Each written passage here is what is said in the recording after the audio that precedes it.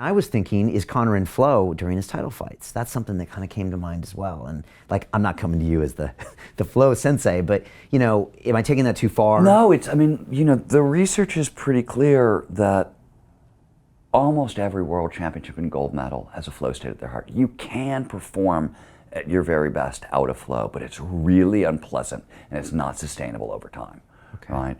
But I often say, one of the things that's interesting about flow, is like, gives you an example from skiing. At the start of ski season, right, like third or fourth or fifth day, usually by the time I get my legs under me, there's a deep flow state, right? And then it'll give me a perspective on, oh, this is what's possible for me when I'm at my best.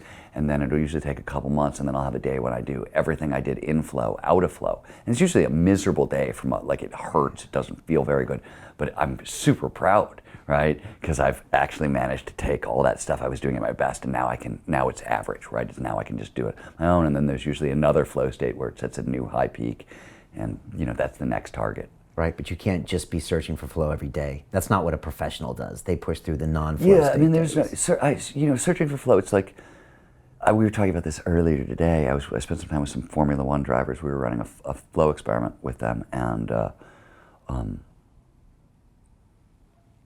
if you go out, mountain biking is a great example. You go out mountain biking, I'm going to ride flowy, right? It doesn't work at all. You get your ass kicked. Mountain biking is a violent sport, and you have to get really aggressive at the front end of it. That'll drive you into flow. But if you go out and you like, oh, I'm going to have a flow, no, it's a disaster. You'll like right? crash, or you'll just get beat. You'll just get beat up. You get bounced around. You're looking for something that feels flowy, and action sports are predominantly violent sports. They don't feel flowy. You have to be really aggressive, and through the aggression you can get there.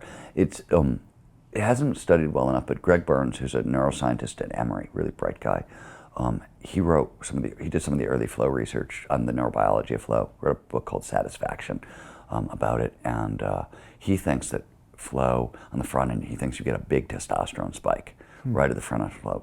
Nobody I know has looked at it or taken it farther, but he could be right, because that's what I've found. And you find that, especially in action sports, you want to attack the hill, or you want to attack the wave, or which is pretty much any sport that I've seen, right? And you want that spike of aggression at the front end.